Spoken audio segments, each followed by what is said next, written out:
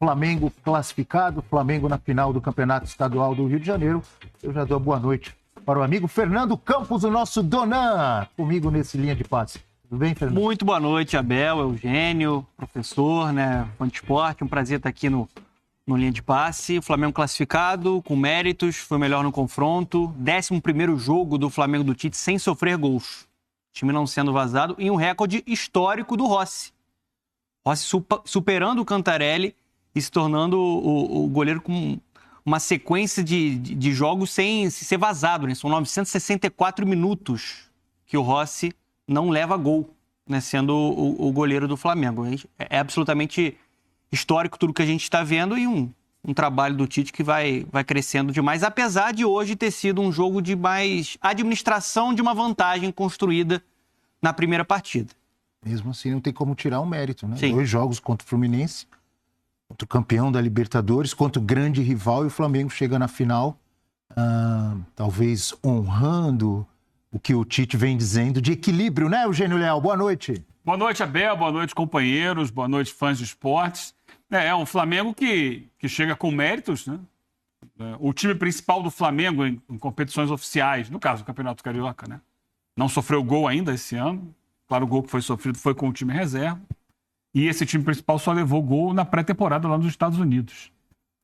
Mostra o que a gente tem falado muito sobre o Flamengo do Tite, que é um time muito equilibrado. Hoje foi um time muito consciente do que para ele interessava. O Fluminense conseguiu, e aí tem o mérito do Diniz, apagar, pelo menos minimizar aquela atuação péssima do Fluminense semana passada. Semana passada o Flamengo ganhou por 2-0, poderia ter ganho por 3, quem sabe por 4. O Flamengo foi muito melhor no primeiro jogo. Hoje não. Hoje o Diniz mexeu no time, algumas mudanças ele fez por necessidade, né? Ele não contava hoje por lesão com o Ganso nem com o Cano.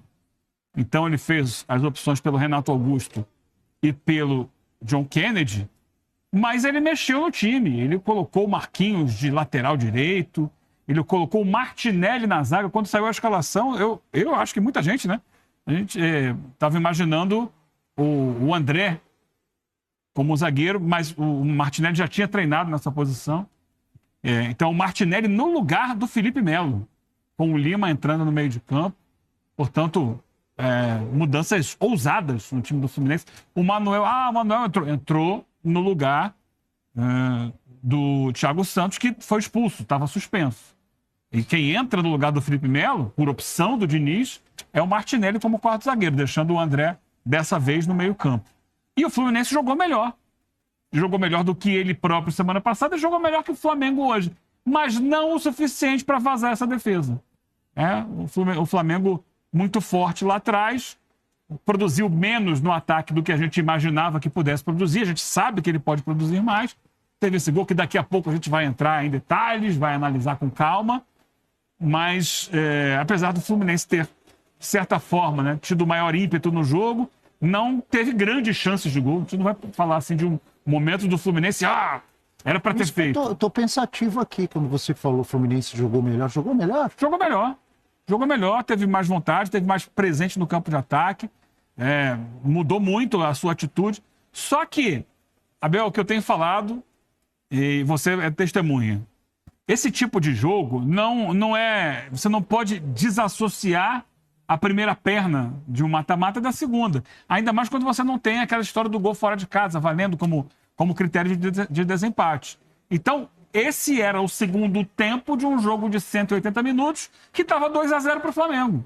E o Flamengo jogava pelo empate, ou seja, pelo 2-2 no final de tudo. Não servia para o Fluminense ganhar por 2-0. Esse placar ainda classificaria o Flamengo. Ele precisava fazer 3 gols. A gente está vendo aí, a gente viu esse lance do Marcelo, que a bola passa raspando a trave. Não sei se era o Lelê que estava ali, não chegou a tempo de finalizar. Teve um chute do Renato Augusto para fora, que a bola até bate numa outra bola que estava ali do lado da trave. Teve um chute do Renato Augusto na trave. Agora, no gol mesmo, quantas bolas o Fluminense acertou? O Rossi praticamente não trabalhou no jogo, né? Não teve nenhuma grande defesa. E ele quebra um recorde do Cantarelli, como a gente falou, né? Do goleiro com mais minutos, né, em sequência sem ser vazado na história do Flamengo. E isso retrata muito o que é o trabalho do Tite. De um time que hoje é muito mais competitivo, muito mais equilibrado, um time que não sofre gols há 11 partidas, o time titular em jogos oficiais ainda não foi vazado nessa temporada, porque ele está muito bem protegido, né?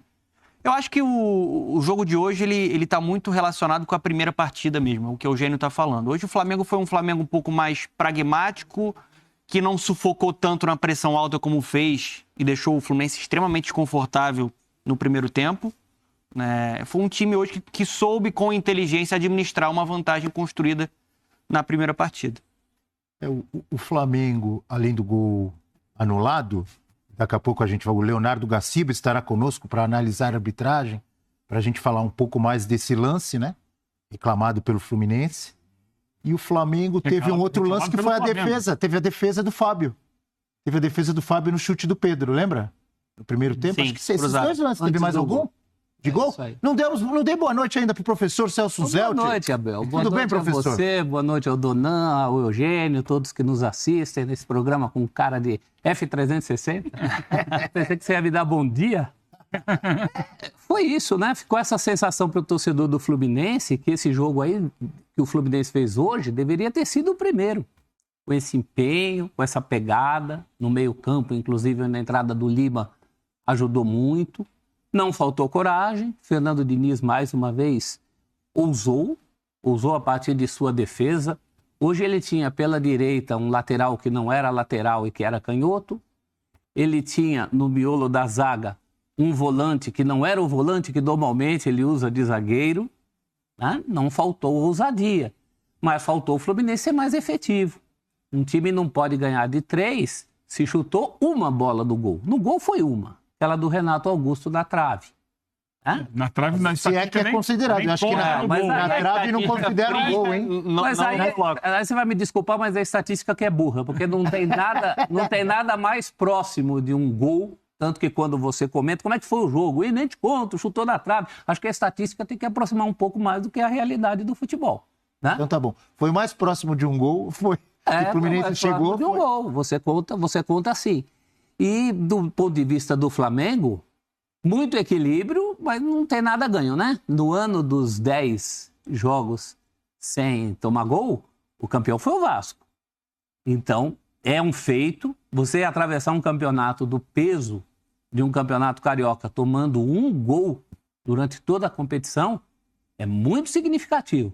O Abel me perguntava se isso já tinha acontecido em algum outro estadual. É arriscado dizer, porque estaduais tem muito coisas... estadual, hein? É muito estadual durante muitos anos. Mas vamos pegar só os estaduais de maior peso, né? E agora são 11 jogos do Flamengo sem sofrer gol. Então, né? É muita coisa. Muita coisa. Um campeonato como o Campeonato Carioca já teve até mais jogos, tudo, retorno, terceiro, tudo. Mas ainda é muito significativo. Não sei se já houve, a gente não sabe. Mas certamente, se já aconteceu, foram poucas vezes de um time chegar numa final de estadual tendo sofrido um gol só. É raro isso, não é? É raríssimo. É raríssimo. É raríssimo porque você tem um número grande de jogos, né? É muito jogo. Você pegar um campeonato... Você pode até chegar invicto, campeão invicto, já vimos várias vezes. Mas chegar sofrendo um gol só... Palmeiras está invicto em São Paulo. E o professor falou muito sobre essa ousadia que é uma marca do Diniz. A gente está falando de um Fluminense que é um time extremamente ofensivo, que arrisca. E se a gente for analisar o confronto, quantas oportunidades claras o Fluminense teve nesse confronto? E já no primeiro jogo, quando tinha o Cano, quantas oportunidades o Cano teve no primeiro jogo? Não teve. E isso é o tal do equilíbrio que o Tite tanto falava. Por que o Flamengo não é vazado? Porque esse sistema defensivo funciona muito bem só por conta do Léo Pereira e do Fabrício Bruno, que vivem em grande fase? Não. O time todo cresceu taticamente. O time todo está muito mais mobilizado, o time todo cresceu muito fisicamente, porque a pressão começa lá na frente com o Pedro, com o Arrascaeta, que hoje está talvez na sua melhor fase nos últimos anos na parte física, participa o jogo inteiro com e sem bola. Então, assim, é unidade. Tudo aquilo que faltou no Flamengo na última temporada, do ponto de vista de postura mesmo, né, de concentração, de mobilização, de uma equipe organizada, a gente está vendo agora nessa temporada. Talvez o jogo de hoje nem seja o recorte ideal, porque não foi uma grande atuação do Flamengo. Foi um Flamengo que soube administrar com inteligência o seu resultado. Poderia ter vencido a partida. Tem um lance polêmico que a gente vai debater, né? Do gol anulado pelo Pedro. Mas eu acho que é um grande retrato do que o Tite já conseguiu moldar para o início dessa temporada. Né? Ele assume na reta final da última temporada, tem uma pré-temporada para trabalhar, tem a liberdade para conseguir detectar os pontos fracos de um elenco, para conseguir trazer reforços. O De La Cruz hoje, de novo, muito importante ali, jogando com o Pulgar, nessa função que, para mim, ele tomou conta desse meio campo. E aí a gente está vendo o Flamengo crescendo muito, né, no seu conjunto, Abel. A gente elogiava muito o time do Jesus pelos gols, pela facilidade com que o Gabigol e Bruno Henrique, por exemplo, trocavam passes e assistências e gols. Mas é uma retomada do que o time do Jesus fazia. O time do Jesus era intenso desde lá na frente. O time do Dorival conseguiu retomar um pouco isso, mas esse trabalho do Tite parece mais consistente nesse sentido. Em jogos importantes, em jogos difíceis, como foi, por exemplo, o primeiro, antes da gente saber que o Fluminense ia jogar tão mal, era um jogo bastante equilibrado que o Flamengo conseguiu ser superior, sem perder essa força no ataque. Hoje, talvez, a gente possa dizer, poxa, um Flamengo muito recuado, um Flamengo sem cara de Flamengo no Maracanã, mas o fato é que hoje não precisava. Hoje o Flamengo não precisava se expor tanto. E mesmo assim esteve próximo de uma vitória, né? Teve o lance do gol que a gente vai discutir. Já Leonardo Gaciba estará conosco. Vamos falar da arbitragem. É equilíbrio sem perder o vício, sem perder o que tem de mais legal, que é a possibilidade do ataque, do contra-ataque. Hoje teria ganho num contra-ataque. O lance do gol é um contra-ataque do Flamengo. Mas eu gosto de equilíbrio assim, não gosto de equilíbrio em nome da retranca. O professor, muito rapidamente, Abel, assim, a gente fala muito sobre um time que está crescendo. Eu vou trazer um jogador que cresceu muito com o Tite, era muito contestado e ficou próximo até de uma saída do Flamengo. Hoje o Varela, uma atuação muito correta defensivamente. Segura. Muito seguro defensivamente. É um jogador que hoje contribui, se tornou útil, se tornou titular do Flamengo. E é aquela velha história. Coletivo organizado potencializa a individualidade do jogador. Ele está mais confiante e tem a confiança também do treinador. Daqui a pouco vamos falar muito mais do Flamengo, do Fluminense. Quero conversar com vocês sobre Gabigol. 5 substituições o Flamengo teve hoje. Gabigol estava no banco, não entrou. Quero conversar com vocês sobre Léo Ortiz. Falamos muito no nosso F360. Aproveitar que tem um time do F360 aqui. E a gente falou, não lembro se foi Eugênio, alguém falou, não, acho que ele já chega como titular. Eu falei, olha, o Tite não é assim, vai ter que esperar. Léo Ortiz estava no banco e eu quero ver quando que ele vai entrar. Do jeito que estão jogando lá o Léo Pereira. Do jeito que a defesa não toma gol. O Fabrício Bruno, a defesa não leva gol. Mas tudo isso é assunto para daqui a pouco, porque já está conosco o Leonardo Gaciba, para falar de arbitragem, Gaciba. Tem polêmica para variar, porque tinha sido validado o gol, o VAR chamou... Falta lá atrás, foi falta, não foi falta. O VAR tem que chamar nesse tipo de lance? Tá contigo, Gaciba, boa noite. Bem-vindo ao nosso Linha de Passe. Boa noite, senhores. Um prazer muito grande estar com vocês aqui. Sabadão, tamo junto. E chegando com polêmicas, né? Obviamente, essa reta final dos campeonatos estaduais tem muitas jogadas polêmicas. Hoje nós tivemos, né, em Pernambuco, 14 minutos, um recorde batido para revisar um gol, 14 minutos de VAR, viu? Foi o recorde batido. E aí a gente está vendo uma jogada, né, no qual, no campo, o gol foi validado pelo Wagner. Observem, por favor, que o Wagner está extremamente próximo e bem colocado para tomar sua decisão de não falta, né? E acaba mandando o jogo seguir e é chamado pelo árbitro de vídeo à beira do campo para marcar a falta. Eu vou passar para vocês, porque você sabe que eu acho e gosto e respeito muito a opinião de todos vocês. Perguntas rápidas para vocês me dizer aí, Abel. Primeiro, foi falta ou não foi? Segundo, é lance para árbitro de vídeo? Essa é a segunda pergunta que eu gostaria de vocês. Num bate-bola aí, o que vocês acham da jogada? Já tivemos esse papo anteriormente, mas obviamente vamos repeti-lo agora no ar. E temos divergências, viu, Gaciba, amiga que acompanha o nosso Linha de Passe. Para mim, essa jogada é falta. E ela, na minha visão, ela é semelhante à jogada do Botafogo e Bragantino, no gol do Botafogo, durante a semana, que eu achava também que era falta. Então, nessa, para mim, o empurrão, na minha visão, acontece. É falta.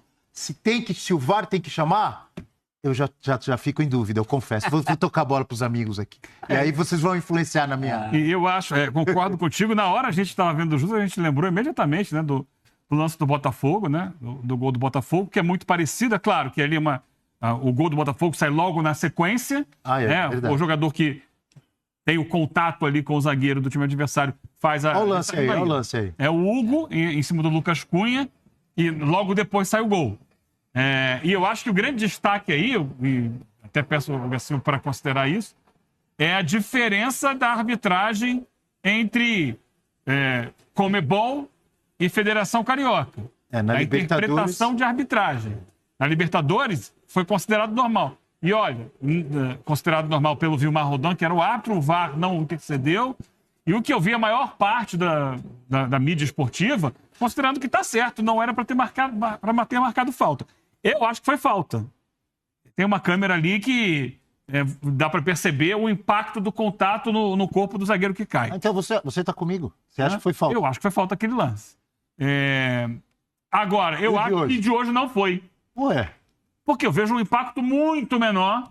Teve um contato, mas um impacto muito menor. E além de achar que não foi falta, eu acho um absurdo do tamanho do mundo o VAR chamar.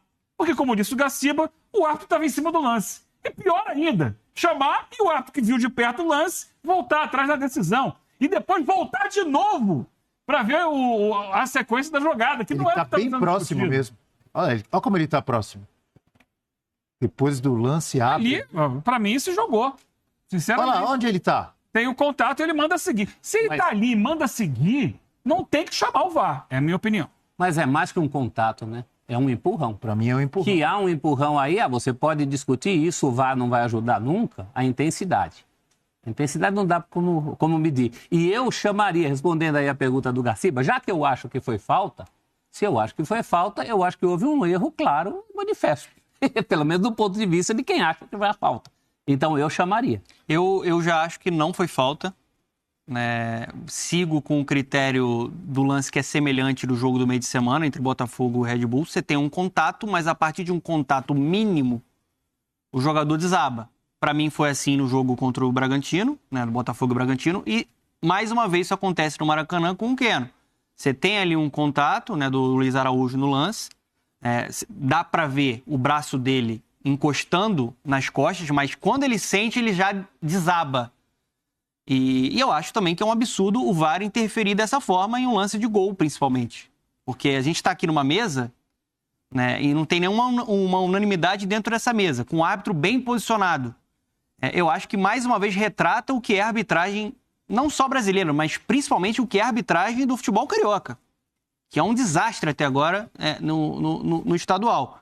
Então, na minha visão, não foi falta, não deveria ter sido chamado também o VAR. E é aquele típico lance de VAR mesmo, que você chama o árbitro para dar uma olhada, câmera lenta, já pressiona o cara, gritaria, e aí ele volta atrás. Você fica fragilidade emocional. A fragilidade, você fica procurando pelo em ovo, você fica procurando com lupa algo para marcar. Na minha visão, tá valendo no futebol. Mas eu não acho que tenha sido um empurrão com esse gatilho. Não, assim, Abel, acho que tem um contato e ele desaba, assim, você não consegue ver o Luiz Araújo fazendo o movimento. Contato é disputa de bola, né, dona? Isso não é uma disputa de bola. Daí são dois braços. Como que o cara vai ficar de pé no pelo menos um braço? Não foi só... Ele encosta o braço direito e a partir do momento que ele sente ali o braço, ele dá uma desabada. Eu tô curioso para saber o que vai falar o Gaciba agora nessa dividida. Se é VAR ou se é Wagner? Vamos voltar pro Gaciba? Diga, você quer completar? Muito rápido. Por exemplo, a gente vê ali o braço do Luiz Araújo. Encosta, de fato, nas costas do Keno. Mas da forma como o Keno cai, não teve força para isso. Não teve força para isso.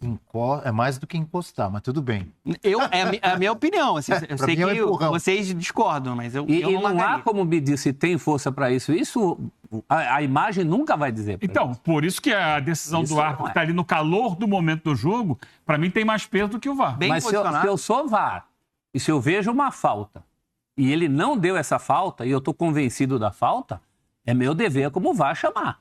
Eu não vou passar por cima de uma coisa que eu estou convencido. E ele pode, só para tocar agora, devolver a bola pro Manter, Gaciba. coisa que ele não fez. Ele tem a possibilidade de olhar e falar, não, o que eu olhei é o que eu acho mesmo e não vou mudar. Não foi falta. eu não é só- obrigado a mudar. Eu só acho que tem a base do VAR. O Gaciba tá ali ouvindo a gente discutir. A base do VAR é o lema, para mim: mínima interferência, máxima eficiência. Aqui foi máxima interferência, discutível eficiência, porque não é um lance... Eu acho que é a típica falta Indiscutível. que é marcada no futebol brasileiro, por exemplo. Assim, o Gaciba, que está sempre em jogos da Premier League, acho que isso nunca seria marcado na Premier League. Um Diga, lance desse aí, Gaciba. por exemplo. Bom, em primeiro lugar, muito obrigado. É exatamente isso que eu acho que o fã do esporte gosta dos nossos programas de debate. E é muito legal isso. Por que eu passei para vocês? Eu quero ouvir a opinião de quem vive de futebol, de quem assiste futebol e não é um árbitro de futebol. Isso é muito importante saber como chega a filosofia do árbitro de vídeo aos ouvidos de quem trabalha com futebol como um todo. Acho que todos vocês têm uma opinião muito convergente, né? Primeiro, né, nós não temos uma padronização de critério na arbitragem internacional, né, mundial como um todo. Isso é muito claro. Isso é muito claro. Acho que o lance do Botafogo é extremamente semelhante ao lance que aconteceu hoje à tarde. Extremamente semelhante. Tranco nas costas, né? Que aqui no Brasil é marcado falta em 50 de 55 jogadas que acontecem dentro do campo. Essas jogadas são marcadas faltas. Então, para mim, existe a falta, não é um tranco natural, não é aquela questão do jogador estar disputando. Ambos são feitos quanto às costas do adversário, não é aquele tranco ombro a ombro, onde se procura achar espaço, onde se disputa espaço, né? Se esse tranco é nas costas, sem possibilidade de alcançar a bola, para mim isso é falta. Concordo com quem diz que o contato hoje do Keno foi hipervalorizado, o Keno hipervalorizou, esse é o negócio, a credibilidade do jogador brasileiro também é pequena, porque ele valoriza o contato de uma maneira extrema, né? Não teve intensidade para aquele pulo de quase 1 metro para frente que ele teve, mas para mim existiu a falta que o desequilibrou, né? E eu acho que ele valorizou esse contato. Falando isso, né, vamos para o primeiro fato. Para mim a falta existiu. Está dentro do APP, dentro do ataque phase possession. Por quê? Houve pequenas trocas de passe, não houve tempo, né? Teve uma verticalidade na jogada, não houve tempo suficiente para a reorganização da defesa, foi uma jogada rápida, uma ligação de contra-ataque. Então, para mim, ela tem uma relação direta com o gol. Ou seja, o árbitro de vídeo deveria incluir dentro do seu processo de checagem. Nação rubro-negra, vocês acabaram de ver a mídia paulista analisando sobre essa grande classificação do Flamengo. Eu quero aqui trazer um detalhe, como esse time do Tite é experiente dentro de campo, sabe se defender muito bem, sabe se aproveitar da grande vantagem, da imensa vantagem que o Flamengo tinha diante do Fluminense sobre 2 gols. Galera, o Flamengo só não se classificaria para a final se perdesse de 3 gols de diferença. Um time que praticamente não é vazado, não toma gols, já são 11 jogos sem gols. O time do Flamengo foi super inteligente. Eu vou falar como torcedor, eu acho que o Flamengo tinha que manter a mesma intensidade do primeiro jogo, amassando o Fluminense do começo ao fim, mas o Tite priorizou o quê? A vantagem do placar. O Flamengo já estava com 2-0, então vamos administrar a partida. Deixa o Fluminense com a bola e vamos só participar dos contra-ataques. E foi o que aconteceu. O gol do Pedro, né, pelo passe do Arrascaeta, foi assim. O Flamengo pegou toda a defesa do Fluminense desguarnecida, toda aberta, porque estava todo mundo no ataque.